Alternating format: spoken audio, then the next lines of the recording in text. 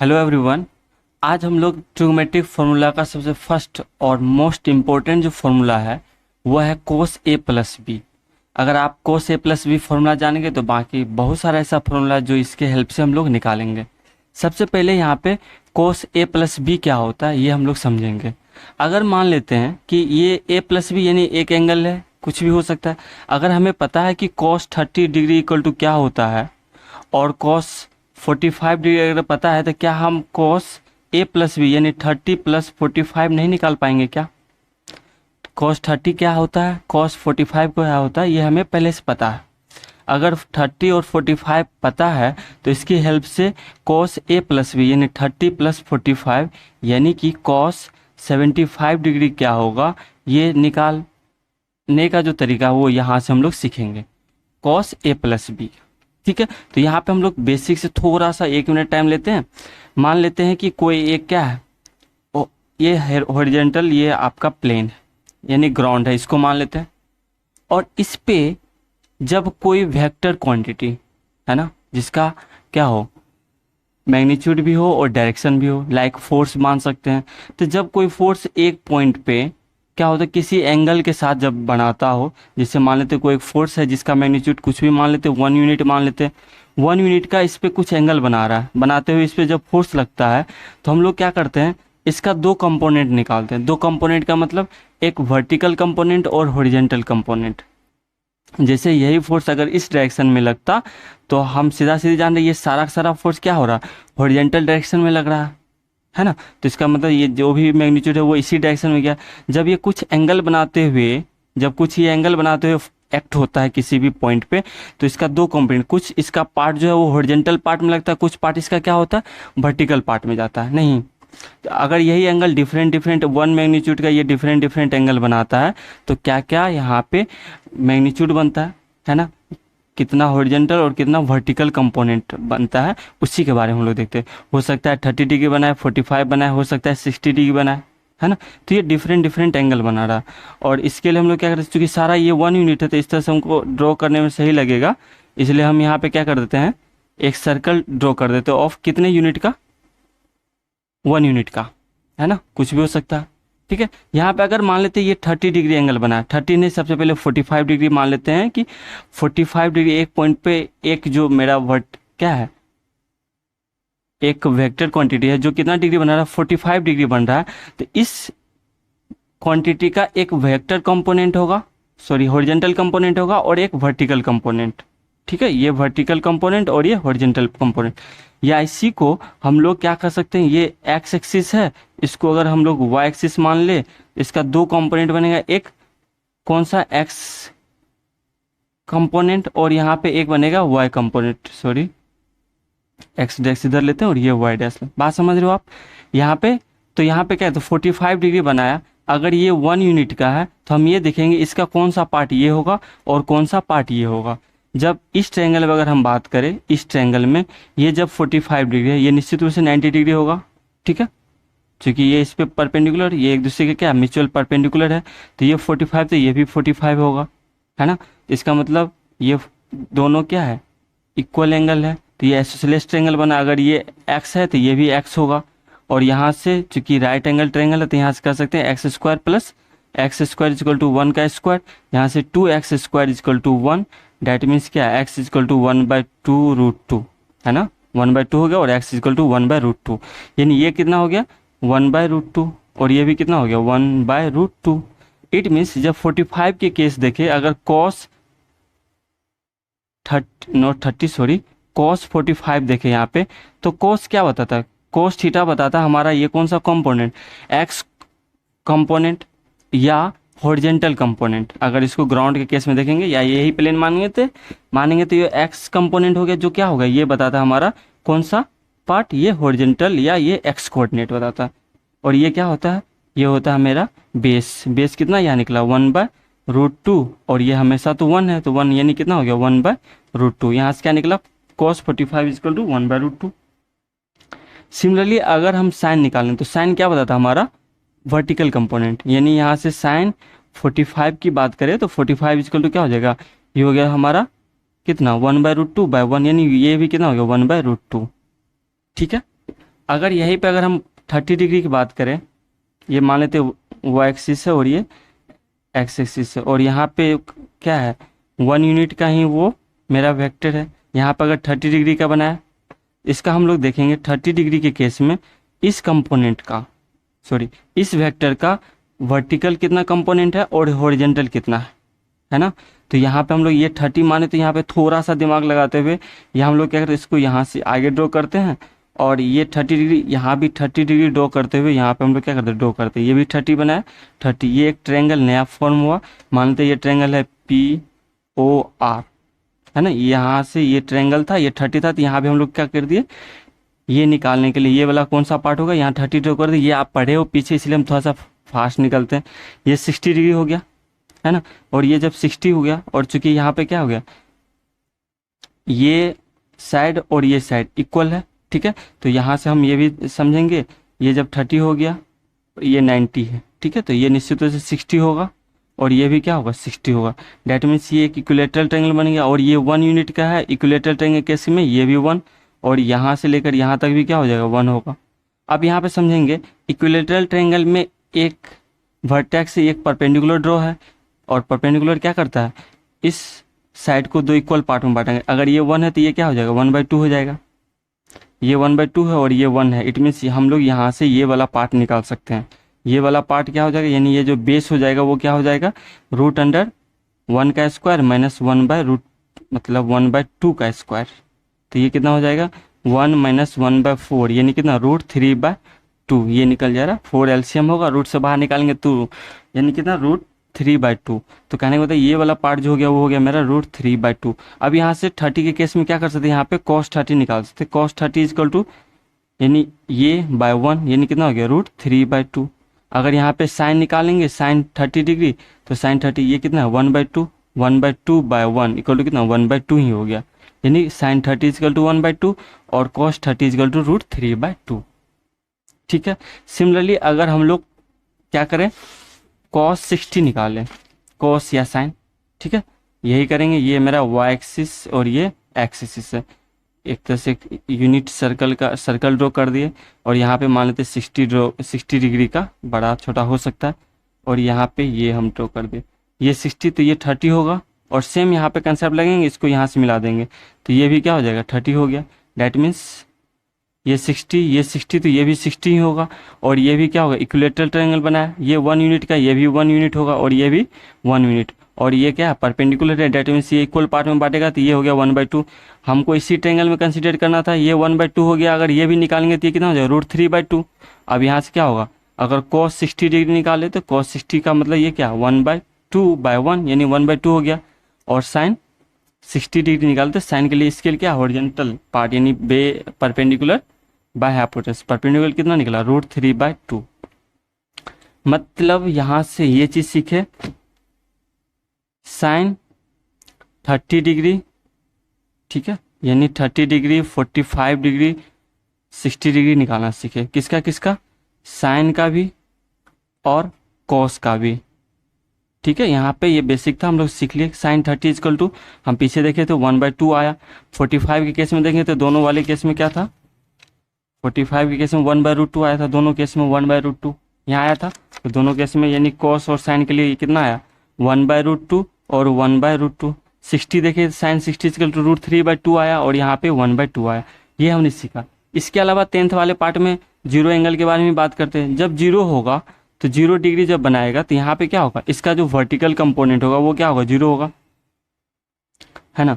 अगर मान लेते हैं कि एक कोई वेक्टर हॉरिजॉन्टल से 0 डिग्री बना रहा है, इसका वर्टिकल कंपोनेंट क्या है, 0। सारा का सारा फोर्स जो है वो हॉरिजॉन्टल पार्ट में लग रहा है, यानी इसका जितना वेक्टर है उसका सारा पार्ट, यानी 1 पार्ट सारा का सारा इसी डायरेक्शन में लग रहा है। इसलिए क्या हो गया, cos 0 डिग्री इजकल टू कितना, 1। वहीं पे साइन 0 डिग्री, यानी इसका वर्टिकल कंपोनेंट कितना होना, 0, कुछ नहीं, 0 हो गया।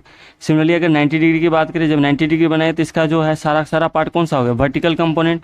तो यहाँ पे साइन 90 डिग्री इजकल टू कितना हो जाएगा, 1, जबकि cos 90 डिग्री इसका हॉरिजॉन्टल कंपोनेंट कुछ बना, कुछ समथिंग कम एंगल रहता तो यहाँ से क्या होता, कुछ ना कुछ हॉरिजॉन्टल कंपोनेंट भी बनता। बट cos जब 90 हो गया तो इस केस में इसका 0 हो गया। तो कहने का मतलब यहाँ पे हम लोग 90 का भी देख लेते हैं। साइन 90 इजिकल टू कितना हो जाएगा, साइन 90 के केस में 1 हो गया और कॉस 90 इजिकल टू 0। यहीं पर अगर हम लोग यहाँ पे 0 डिग्री के लिए भी देख लेते 0, साइन 0 इजिकल टू कितना 0 और कॉस 0 इजिकल टू 1। ये बेसिक हम लोग यहाँ देखें। अब नेक्स्ट हमारा प्रॉब्लम ये है कि जब हमें कॉस या साइन, सबसे पहले हम लोग कॉस लेते हैं, कॉस का निकालना आसान है, इसलिए अगर कॉस 30 डिग्री पता है यहाँ पे, ठीक है, कॉस 30 इजिकल टू √3/2 और कॉस 45 डिग्री इजिकल टू होता है 1/√2। अगर ये पता है 30 और 45 अगर हम पता कर लेते हैं तो क्या इसकी हेल्प से क्या हम लोग 30 + 45 नहीं निकाल पाएंगे, है ना? यानी कहने का मतलब हमको क्या कॉस 75 नहीं निकाल पाएंगे।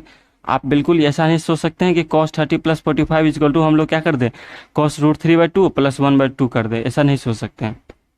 यानी जैसे कॉस 30 निकालना है तो इसी तरह से हम लोग को कॉस 70 डिग्री, कॉस 70 डिग्री का मतलब हो गया जब यहाँ पे 75 डिग्री ये एंगल बनाता हो। 30 और 60 निकालना आसान था, ताकि हम लोग क्या करते, ऐसा ट्रायंगल फॉर्म के जिससे हम लोग तीनों साइड निकाल रहे थे, इसलिए 30 और 60 के लिए निकालना आसान था और 45 के लिए भी आसान था। बट 70 वाले केस में ये निकालना थोड़ा क्या होता है, मुश्किल होता है, ठीक है ना? तो इसके लिए हम लोग कंसेप्ट का यूज करेंगे। यानी अब हम लोग सीखने वाले हैं इफ़, अगर हमें पता है कि कॉस ए, यानी ए मतलब कोई एंगल है, लाइक अगर हमने कॉस 30 45 की बात कर रहे हैं, उसके अलावा कोई दूसरा भी हो सकता है। कॉस ए पता है, मान लेते कुछ समथिंग अल्फा, और कॉस बी एंगल कोई बी है और ये मान लेते बीटा पता है, तो क्या हम लोग कॉस ए + बी नहीं यही निकालने वाले हैं, क्या होगा, ठीक है? तो इसके लिए हम लोग क्या करते हैं, सबसे पहले समझेंगे। सबसे पहले क्या करते हैं, कॉस ए + बी निकालना। आप समझ गए ए + बी का मतलब क्या, यहाँ पे हम लोग एग्जाम्पल लेकर देखे थे। तो यहाँ पे वही करेंगे कि एक कोई वेक्टर है और वो वेक्टर किस यूनिट का, मान लेते वो है 1 यूनिट का, इसलिए हम लोग क्या करते हैं, एक सर्कल ड्रॉ करेंगे जो 1 यूनिट का हो, ठीक है? ठीक है, यहाँ पे क्या करते हैं, ये मान लेते हैं ये एंगल है मेरा, ए और बी जो है वो एंगल है। जनरली हम लोग क्या करते हैं, कॉस जनरली जब प्रूव करने वाला था तो हम लोग x + y भी लिख चलते हैं। तो आप ये एंगल समझोगे, या एंगल को x मानो, या मन करे थीटा + फाई मान लो, कुछ भी मान सकते हैं। तो हम लोग a या b के अलावा x या y भी मान सकते हैं, ठीक है? कोई दिक्कत नहीं, प्रॉब्लम नहीं होना चाहिए कि a b।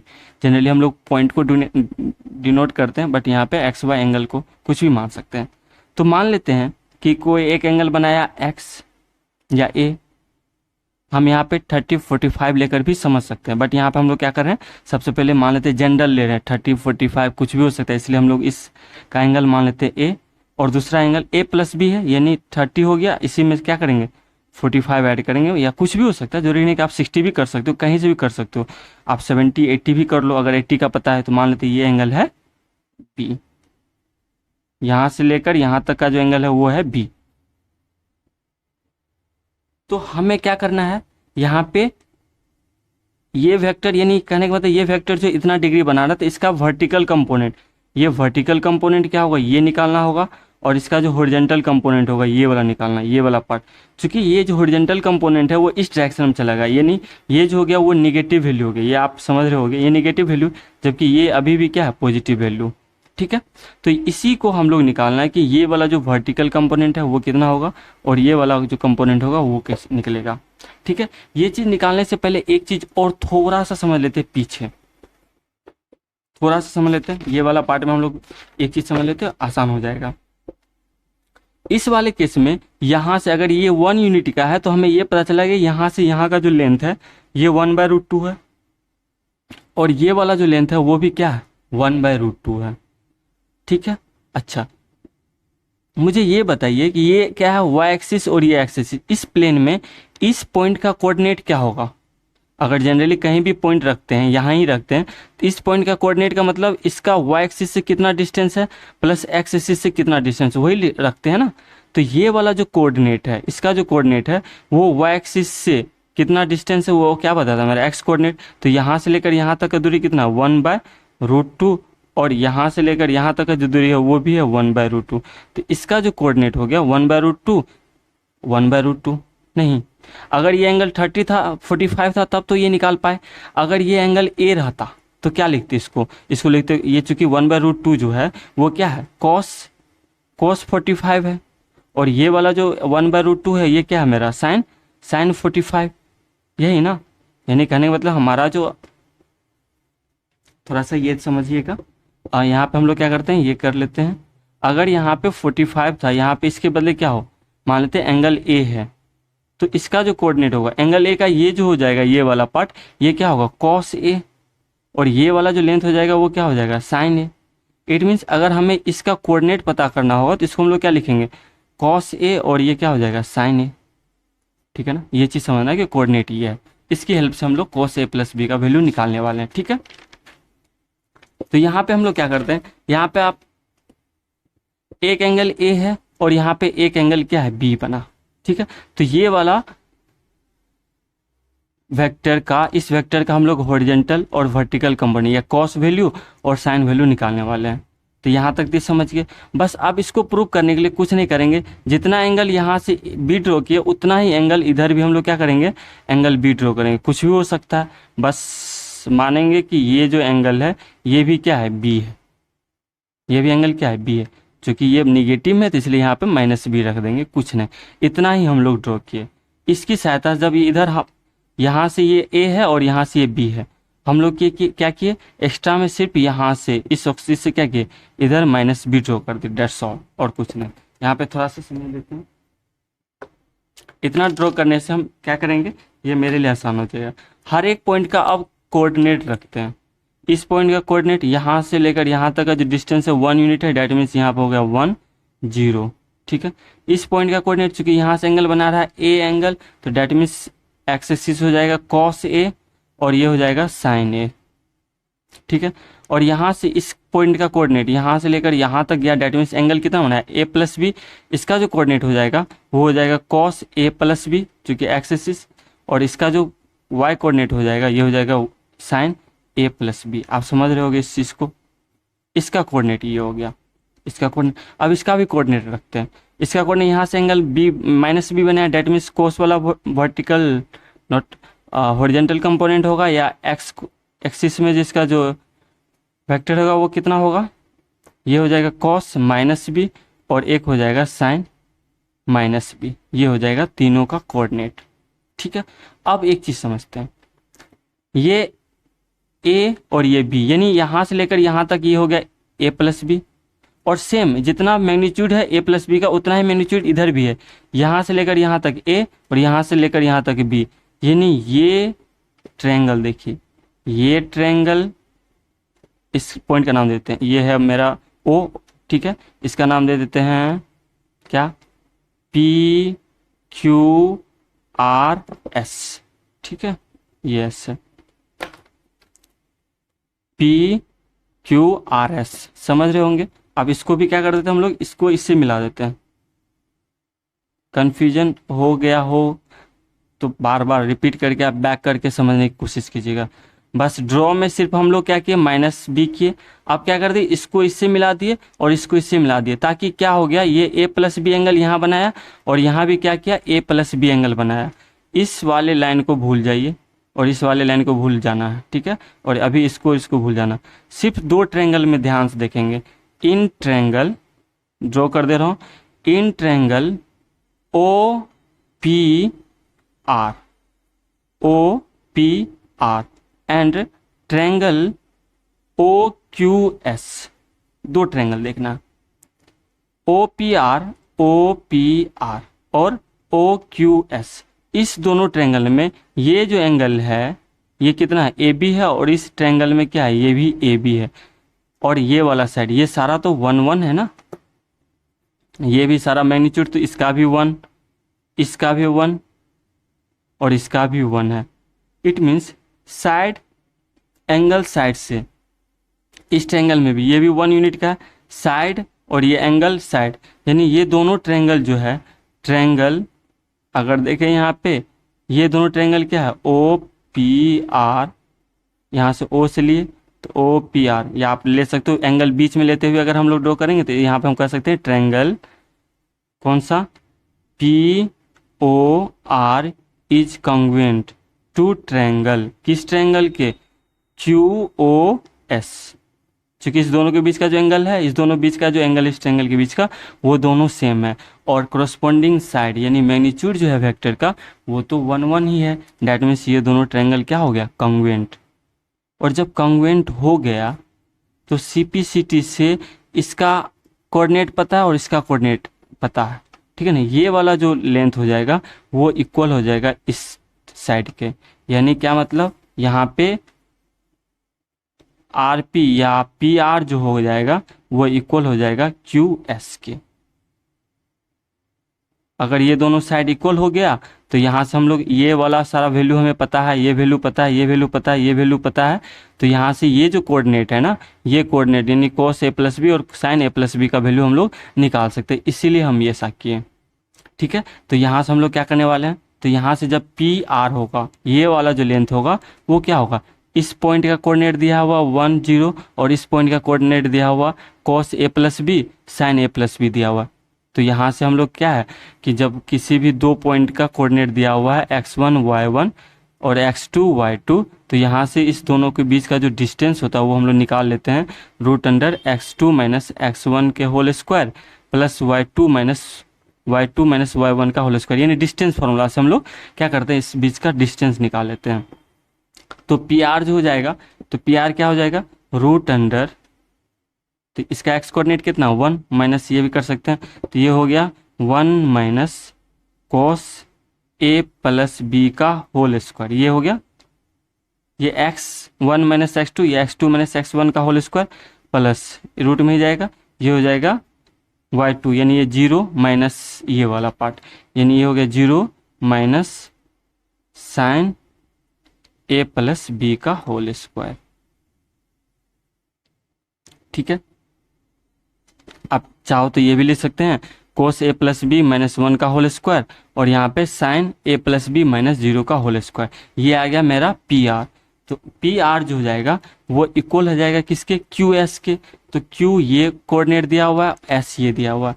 तो यहाँ से हम लोग क्या करते हैं, ये वाला जो पॉइंट हो जाएगा वो हो जाएगा √, क्या हो जाएगा, ये हो जाएगा, कहीं से भी ले सकते हैं, cos A minus cos -B का होल स्क्वायर, ठीक है, प्लस अब यहाँ से क्या हो जाएगा, ये हो जाएगा मेरा sin A sin -B का होल स्क्वायर, ये हो गया यहाँ पे होल स्क्वायर, ठीक है, दिख रहा होगा। अब यहाँ से हम लोग क्या करते हैं, दोनों साइड रूट है, स्क्वायरिंग बोथ साइड, दोनों साइड क्या करेंगे, स्क्वायर करेंगे तो ये रूट हट जाएगा। और यहाँ से एक चीज़ आया, ये 1 माइनस इसका होल स्क्वायर है, यानी A - B का होल स्क्वायर है, तो ये क्या होता है, A - B का whole square equal to A square, यानी 1 का स्क्वायर, ठीक है, A square plus B square, यानी ये B पार्ट है तो ये हो जाएगा प्लस cos स्क्वायर A+B, ठीक है। और ये हो गया माइनस, तो माइनस में क्या हो जाएगा, 2 cos 2AB होता है, 2 × 1 करेंगे तो 2 हो गया और ये A+B हो गया, ठीक है। ये वाला पार्ट क्या हो गया, 0 minus sin A+B, that means क्या हो जाएगा, इसका स्क्वायर करेंगे तो ये क्या हो जाएगा, प्लस में हमारा हो जाएगा sin स्क्वायर A+B हो गया, ठीक है। क्योंकि ये माइनस में इसका स्क्वायर करेंगे तो यही ना स्क्वायर होगा, डैट मीन्स क्या हो गया, sin स्क्वायर A+B प्लस में हो गया, ठीक है। अब यहाँ पे देख लेते हैं, ये कितना हो गया, ये हो गया मेरा, देखो एक स्पेस चाहिए, हम लोग क्या करते हैं, 1 मिनट वेट। तो यहाँ पे हम लोग क्या कर रहे हैं, इसके बाद ये हम निकाल चुके हैं यहाँ तक, ये वाले ऊपर वाले पार्ट को, और नीचे जो है इसको हम लोग यहाँ लिखते हैं, यानी क्या आया, ये आया मेरा ये वाला पार्ट, यहाँ फिर से इसको लिख लेते हैं, ये वाला पार्ट यहाँ लिखते हैं।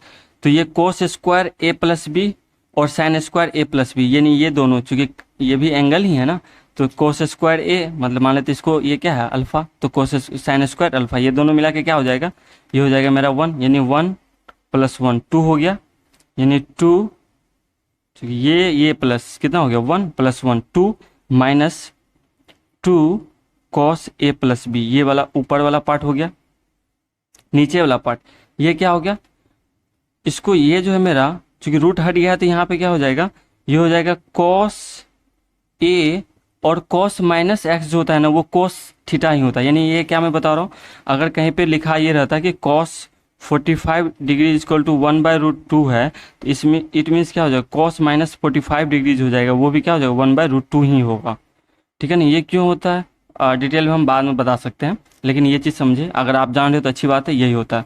तो डैट मीन्स ये जो हो जाएगा cos minus B equal to cos B ही हो जाएगा, तो ये हो जाएगा माइनस कॉस बी हो गया, इसका होल स्क्वायर है, और प्लस यहाँ से साइन, प्लस में क्या है साइन ए, और ये साइन माइनस बी जो होता है वो माइनस बी होता है, यानी यहाँ पे ये प्लस हो गया, लेकिन अगर यहाँ पे कॉस अगर कॉस नहीं साइन की बात कर रहा हूँ, साइन अगर साइन 30 डिग्री इक्वल टू 1/2 है, तो साइन अगर -30 हो तो ये साइन -30 इक्वल टू -1/2 होता है, माइनस हो जाता है। तो यहाँ भी ये जो माइनस भी है ये माइनस हो जाएगा, तो यहाँ पे आके ये क्या हो जाएगा प्लस साइन बी का होल स्क्वायर हो जाएगा। ठीक है, अब इसी को सॉल्व करते हैं। तो यहाँ से क्या हो गया, ये वाला पार्ट ऊपर वाला ये हो गया मेरा 2 - 2 कॉस ए प्लस बी, और यहाँ से a - b का होल स्क्वायर, डेट मीन्स क्या हो गया cos square A plus cos square B -2 cos A cos B हो गया। ठीक है, और ये क्या हो जाएगा प्लस में sine square A plus sine square B plus 2 sine A sine B. ठीक है, तो यहाँ से देखिए अगर तो cos square A sine square A ये दोनों मिला के ये हो गया 1, और कॉस स्क्वायर बी और साइन स्क्वायर बी ये हो गया 1, यानी 1 + 1 2 हो गया। इसी को लिख रहे हैं 2 - 2 cos A plus B equal हो गया 2। ठीक है, बाकी इधर ये क्या हो गया, ये हो गया तो आपका -2 cos A cos B plus में 2 साइन ए साइन बी, ये आया। ठीक है, अब यहाँ से अगर 2 इधर ले जाएंगे तो ये 2 और 2 कैंसिल हो जाएगा, ये इधर जाएगा तो माइनस में हो जाएगा, तो 2 कैंसिल हो गया। ठीक है, बचा क्या -2 cos A plus B equal to हो गया -2 कॉस ए कॉस बी, और प्लस में 2 साइन ए साइन बी, ये आया। ठीक है, अब यहाँ पे इस दोनों वाले टर्म में यहाँ पे 2 दिख रहा है, 2 दिख रहा है, यहाँ -2, तो यहाँ इसमें -2 अगर कॉमन ले ले तो ये हो गया -2 into cos A plus B equal to, अगर -2 कॉमन ले लेंगे तो ये हो जाएगा कितना कॉस ए कॉस बी, और चूंकि माइनस हो चुका है तो ये हो जाएगा माइनस, यहाँ माइनस हो जाएगा, और ये क्या बचेगा साइन ए साइन बी। ठीक है, और ये -2 कैंसिल हो जाएगा, it means cos A plus B equal to आ गया मेरा cos A cos B minus sine A sine B आ गया। ये वाला जो फार्मूला है बहुत इम्पोर्टेंट है नेक्स्ट जो फार्मूला बताने वाले उसके लिए। ठीक है, इसको आप समझ लो। नेक्स्ट वीडियो में हम लोग देखेंगे ये फार्मूला याद कैसे रखे रहना है, यानी cos A plus B equal to cos A cos B minus sine A, ये कन्फ्यूजन भी ना हो, हम लोग नेक्स्ट वीडियो में समझेंगे। यहाँ इंपॉर्टेंट था हम लोग ये समझेंगे कि कोस ए प्लस बी का फार्मूला क्या होता है। ठीक है।